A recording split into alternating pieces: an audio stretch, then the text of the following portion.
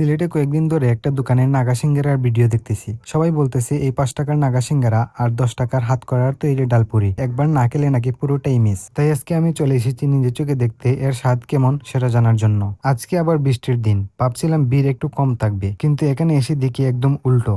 এত মানুষ যে দাঁড়ানোর জায়গাই নেই। এই দোকানের সবচেয়ে জনপ্রিয় আইটেম হচ্ছে 5 টাকার নাগা সিঙ্গারা আর 10 টাকার হাত করার তৈরি ডালপুরি। তবে আজকে আমি ডালপুরি পাইনি, কারণ সেটা আগেই শেষ হয়ে গেছে। আমি পেয়েছি শুধু 5 টাকার নাগা সিঙ্গারা আর সবজি রোল। দেখতেই পাচ্ছেন 4 জন মিলে একটানা সিঙ্গারা বানাচ্ছেন। একদিকে তৈরি হচ্ছে সিঙ্গারা, অন্যদিকে গরম গরম তেলে সিঙ্গারা ভাজা হচ্ছে। আর সবচেয়ে অবাক করার বিষয় হলো তেল থেকে ওঠানোর পর 2 মিনিটও লাগে না, মুহূর্তের মধ্যেই সব শেষ হয়ে যায়। এখানে সসও রাখা আছে, চাইলে সেগুলোও নিয়ে খেতে পারবেন। একটা বিষয় আমার চোখে পড়েছে, খাবারগুলো খালি হাতে তৈরি করা হচ্ছিল। আমার ব্যক্তিগত মতামত হলো, যেহেতু রাস্তার পাশে তৈরি করা হচ্ছিল, তাই গ্লাভস ব্যবহার করলে স্বাস্থ্যবিধির দিক থেকে বিষয়টি আরো ভালো হতো। এখন আর দেরি না করে চলুন টেস্ট করে দেখি এত ভিড় আর এত হাইপের কারণ কি। আমার কাছে নাগা সিঙ্গারার স্বাদ মোটামুটি ভালোই লেগেছে। ভেতরে হালকা জাল ফ্লেভার আছে, যা খেতে ভালো লাগে। তবে আমার মনে হয়েছে আর একটু বেশি সময় ধরে ভাজা হইলে বাইরের অংশটা আরো মুচমুচে হতো। আমার ধারণা এত বেশি ভিড় থাকার কারণে দ্রুত পরিবেশন করতে গিয়েই হয়তো সিঙ্গারাগুলো একটু আগে নামাতে হচ্ছে। তারপরও মাত্র 5 টাকার এই স্বাদ সত্যিই খারাপ না।